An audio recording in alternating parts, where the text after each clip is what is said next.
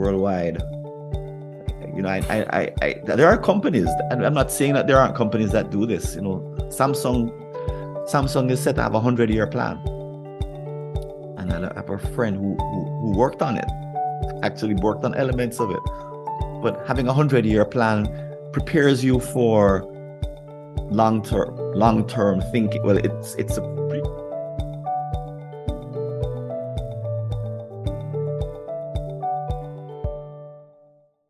together, and they start to make the argument, and that's often what happens, thankfully. We are lucky because Isabella is a social futurist, and she helps AKFI to look into the future as well. She's also the author of her first book and bestseller, the digital thinking, about how to think about tomorrow. And maybe Isabella can tell us if the future is a bit brighter than the recent past performance, as we say in finance. Well, with the future that we're talking about now, I think we're heading into, at least we're taking a positive step to shape the future. This is another topic in terms of how to envision the future. In my opinion, I like to see how we're creating it. I don't believe in forecasting or predicting. I see we're creating the future. And as we're speaking right now, this is part of the process. And so please continue, Francis, sharing with us. Yeah. That's exactly what I ask people to do, because they do get tied up, when I start to talk. Because I have them choose what horizon they want to work on, and I recommend 15 to 30 years, like I said. And they are like, well, we can't think that far. We don't know what's going to happen. Things are changing too fast, and we can't predict what the world is going to look like. And I say pretty much what you just said. I say, well, if this were about prediction, I would say, well, yeah, if we were only generating scenarios and trying to figure out what's going to happen, and this would be difficult. But this is not that. This is about creating the future. So let's pick a horizon, a time frame, and let's say they pick 20 years, and then I ask them, okay, who can see or who would like to say what they would like to have happen in 2043? First person.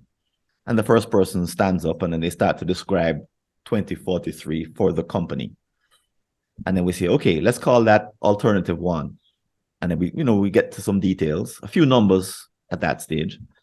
And then the second step, we say, okay, who else has a different alternative? And by then they've been working for about half a day so far. So they have different alternatives. So someone says, here's my alternative. We call that alternative 2. And we usually end up with about 3 or 4. And then I say, okay, these are all different alternatives. They're different enough that they're not the same, which is good. They all represent 2043 versions 1 through 4. Okay, who would like to nominate a final version, which could be a combination of one or more of the 4? And that's where an interesting conversation breaks out, because, as you know, this is not easy to do, but you must do it. And I say, you can kind of try not to do this, but then you have all your executives running around with different pictures of the future in their heads. And they're all executing against different ideas about what they think they should be doing, which means that the company is basically laying the seeds of its own destruction. So I asked them to put together one final alternative. And after some discussion and some heat, that's exactly what they do. And then I say, okay, very good. You have a lot of words in there. Let's translate that 2043 vision into numbers. And again, this is not easy, but I say, what numbers represent the future that you're talking about? Sales, margins, how many countries are you in? What kind of market share do you have? What are the numbers? And then I say, okay, those numbers are good. What are the initiatives that are going to drive those numbers? And they put by then they have an idea of what they want to produce. Not collectively, but each person has an idea. So we're putting up, and they're creating 2043 in some detail. And then the hardest part comes. So those parts aren't hard enough by itself. I say, okay, let's take a small team and have the small team connect 2043 with 2023. And what they create is a matrix. We use something called the Merlin process. We didn't invent that, but they backcast from the future and come back to the present. Takes them 2 hours, 3 hours, thereabouts. It's always a small team because it's a pretty difficult exercise. And they come back with a timeline that shows the numbers changing because their initiatives are in place to make it happen. I'm actually presenting this approach at a conference coming up in May, the International Association for Strategy Professionals. And it's the first time that we're really sharing it with a general public. But when they come back with this matrix, it looks like a detailed set of assumptions, results, metrics, activities that are all woven together so that an outsider like me, I can barely understand the depth of what they've produced because I'm not in their company. And frankly, any one person probably can't describe everything that's in it. But as a group of bright people, of smart, committed people, they'll put things in there like, I can remember one team said, our board is too old. That's basically what they said. So we need a metric that says, what's the average age of the board members? And they put in place a part of their projects was to bring in younger board members on a regular basis so that in, I think they said maybe 15 years time, the average age of the board members would drop by 10 years. That's just a small example, but it's the kind of thing that you can only do when you're thinking of long term. Those kind of things don't happen in 5 years, no matter what. Another company said, oh, we want to be bilingual. We want everyone to speak Spanish. Enough people that we could enter Latin America in a big way. And this was an English-speaking company. And they said, okay, we should be able to do it in I think they maybe said 15 years. Well, Manuel, you probably know that a company of a couple of thousand people, 3,000 people, becoming bilingual does not happen in 15 years. It is very, very hard. It takes a very long time. And I didn't know, of course, I didn't know any of this. When they came back and they said, well, we tried to make a bilingual company in 15 years and we can't. We can't have it happen fast enough. And it was like, well, really? Said, no, it takes a long time. So they're discovering this for the first time, even though they had said they wanted to enter Latin America for years. For years, they had said this was one of their goals. Well, they had to change the goal, come off of it completely and bring it down to reality. Because it turns out, like I said, that becoming a bilingual company is very, very hard and takes a very, very long time. But these are the kind of commitments that when you make them, Amazon is probably the most famous of the well-known tech companies for making long-term plans. They lost a lot of money in the very beginning. And Jeff Bezos said, I don't care if we're losing money because we're on a longer time frame than everyone else. And when he said it, everyone laughed and said, he's a loser. Amazon is going to go to business. What kind of bookstore is this?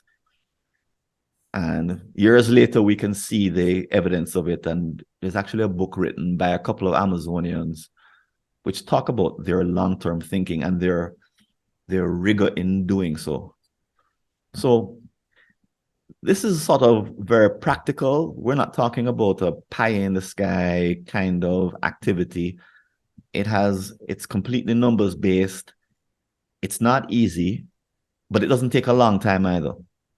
It just takes a certain kind of teamwork because you need a lot of bright people to be thinking all together in the same way to make it happen. So it's not beyond the pale. This is not science fiction. This is what used to happen 20, 30, 40 years ago. You're reminding me of titles of books of yesterday, Built to Last. And, managers were reading these kind of books. So I think we are not only in a world of discovery, but also in a world of rediscovery. The same with environment. We had recently another guest which was talking about the traditions of the Irish, of the Americans, of the people in Europe that respected the environment, they respected the trees, respected they consider them parts of the enlarged family. So I think you are on a track of rediscovery, and in some way parallels our track at AKFI. When you mentioned the backcasting process, it's part of our also processes to set the right mindset, because we find, for instance, companies fail on digital transformation, and they fail on digital transformation not because of the technology, but they fail because they don't have the right culture. They don't have the right reskilling of the people. They don't change their business model. They expect, a digital machine to produce the same old things, sell them the same old way. So there's no change. Wanted also a sidebar comment on your board of directors, because they are in charge of strategy. And if the strategy looks at the good old days, that the strategy looks like return to the same old models, and technology evolves. Industry 4.0, it's here. AI, it's here. A whole generation, the Gen Zers, which are learning and they are proactively learning about sustainability. So it's clear that short-termism cancels sustainability. It cancels resilience. Yes, it maximizes the profitability, as we discussed already. Fire all your R&D. Why you have an R&D if you are short-term? 3 months, you fine. Your products are still being shipped, sold, and so on. Right. But there's something I really want for because I imagine some of your audience belong to organizations that are ESG. They're promoting the idea of ESG, and they want sustainability in the world, and they're trying to protect the climate and they're trying to reverse the effects of climate change. So they want these good things. But as I've read and done a lot of reading in the last few months, part of what I see is some organizations taking a very short-term approach. And I would say that the compliance approach, the force companies to comply mindset is the one that's in the news anyway. That's the one that CEOs are responding to. That's the one that they're afraid of. It's a new fear. I'm afraid of the short-term guys. No, I'm afraid of the long-term guys. But in the long term, if the organizations that are advocating for these wonderful things, for these great things, could also think for the long term as well. Because ultimately, we want to change hearts and minds of people who run companies. That's when it comes to corporations and organizations, we don't want compliance, which is after the fact, a lag metric. Compliance is long after the horse has gone through the gate. Now we're saying, oh, look how far the horse has chased now that he's outside the gate. We want lead indicators. And a lead indicator is, do you have a long-term strategic plan? What's the horizon? How did you develop it? Because I'm seeing some companies asking 1 or 2 people to put together their long-term strategic plan because they think they need it because of ESG. That boggles my mind also. But the way I think the sustainable way to make a difference with corporations is not through regulations and compliance. It's through changing hearts and minds. And the biggest heart and mind that a corporate leader you could wish for a corporate leader changing is for them to see that this is in their own self-interest. That as a CEO, it's in my self-interest to think in the long term and to do long-term strategic planning. Yes, I may be gone in 5 years, but I have a legacy and I have a duty to this company to do the right thing. just for the company. So ESG aside, sustainability aside, just for the people who are working here today. Because, Manuel, you hinted at it. What I sense is that, especially the millennials, I believe that they're looking at leadership of corporations today and saying they don't care. They're watching the behaviors and they're saying they don't care for the long term. In other words, they don't care about me. They don't care about the world and the company they're leaving behind. They don't care about my generation and what we're going to have to, the mess we're going to have to clean up. They're acting as if it's not important. Their behaviors are such that it's as if they don't care. But if you talk to the same executives who they're saying don't care, and you ask them, do you care? They say, yeah, but I have an earnings call in 3 months' time, so I can't even think about it. So I think the real battle here is for hearts and minds of executives and future executives, so that when they join the executive suite, the ones in the future, they don't just fall into the short-termism that is afflicting the ones who are there now. But winning hearts and minds is a much longer game. You know, convincing a manager who is 30 that when you get to the executive suite, and even now, we want you to be thinking long-term, because that's what's good for all of us. Winning those hearts and minds of, let's say, millennials, let's say the baby boomers, it may be too late. Generation X, maybe there's hope for my generation. But for the millennials, I think that's where we want to win the battle. It's a social change. That's true. It's a cultural That's change. true. It's a social change. It's a generational change. As you pointed out, it's the relationship between employer and employee, right? I'm sure that executives know the side effects of laying off 10% of the people. It doesn't mean that 90% become more productive, as they try to indicate with the numbers. We're more productive now because it's sales per capita, for instance, sales per head are going up, right? So we're doing better.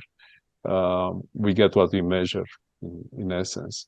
But I think the relationships, the social relationships, the governance relationships will change.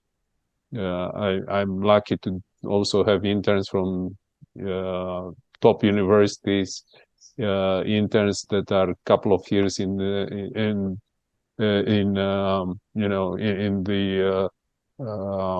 primarily in companies, startups, most of them. And they definitely presented very different thinking about the relationship with the employer, what they want to do with their lives, what they want to achieve. And also from a sustainability viewpoint, they are much less into consumption, right? They are more into the sharing economy. They are more into the recycling. We have an interview with Michael Rada, which talks about creating a zero waste society, starting with no waste, not designing products and then trying to recycle them at the end. So we have a lot of interviews with very, very interesting, thought-provoking people like yourself in that direction. So there is a wind of change, but the wind still, have to channelize. It has to go on a single direction, and it will. Right. I'm definitely hoping so. There are a few organizations and a few people who, like I mentioned Larry Fink before, and there's the CECP, I believe the organization is called, that's championing long-term thinking. And I'm hoping that between my generation and the millennials, the Gen Z, that this transition will happen sooner than later. That it won't wait. Right now, I'm not pessimistic, but I'm dismayed when I see that long-term planning has become the exception rather than the norm. It's become this weird thing that some people do, but most of us don't. It's what's given us the problems that we have now. But the transition from that old mindset to the new mindset that we're talking about. That's what if there were a movement I could start, I would start that movement, the one that connects the current with the future, and have it happen as soon as possible via hearts and minds. Yes, you need regulations, but using lead metrics and lead activities and proactive projects that cause this transformation to happen worldwide. You know, there are companies, and I'm not saying that there aren't companies that do this. You know, Samsung is set to have a 100-year plan, and I have a friend who worked on it, actually worked on elements of it. But having a 100-year plan prepares you for long-term thinking. Well, it's a precursor to long-term. It is long-term thinking by definition, and that's what then allows you to turn to your younger staff and say, you're coming into a system where we think long-term naturally, and we want you to participate and to contribute to it. So a company that has that, presumably, and I'd love to talk to someone at Samsung to find out what's happening inside, but they would make the transition much more smoothly, rather than a CEO who is really only looking for 5 years out and expects to be there for 3 more years before leaving and going to join some other company. Like, you know, he's a substitute who came on for a short part of the game, and now he's going to leave and do something, work for the, you know, play for the opposite team. You know, that although it may be a reality, but the mindset is what I would love to have changed in someone who is heading companies, someone of that age. Right, and mindsets are generational. I would like to continue the conversation. I'm also watching the clock. So before we continue, I'll definitely want to invite you back, to invite you also to further discussions in this long-term planning, because that's what we are trying to bring here. Part of our long-term planning at AKFI is actually trying to look at what the economists named the unintended consequences. So, for instance, we're looking at the gaps in sustainability requirements between large companies, multinationals, you know, companies like Ford and General Motors and Tesla, that they demand for their supply chain to be compliant in a short term, again, you know, so they can report compliance, but the supply chain is not prepared, and the supply chain affects the lives in you know, many countries. You know, rubber people working in the rubber industry in Brazil are affected by the decisions in Tesla or in General Motors and Volkswagen and so on. So I'll turn it if Isabella has a last question. Wow, I've heard a lot of things already. I think you've explained it and giving different examples about how to do this mindset shift. That's the keywords I can think of today's conversation. I can't agree anymore. And I think that's fundamental to any innovation, to any sustainable planning, to any progress that we're looking to make in the long-term period. So thank you so much, Francis, for your sharing, and thank you for taking this time. That's quite a long time, and I'm sure that's the passion from you. Genuinely, you want to send this messaging out to our audience and to whoever come across this video, this interview series. And of course, thanks to our audience as well for joining. Make sure you tune in every week for a new episode of AKFI's Actionable Knowledge Foundational Institute talk series, where you can gain new perspective on how to mitigate risk and create value by integrating ESG and digital transformation. So until the next one, goodbye for now. Thank you, Francis. Bye. Bye, Manuel. Thank you, Francis. Thank you, Isabella.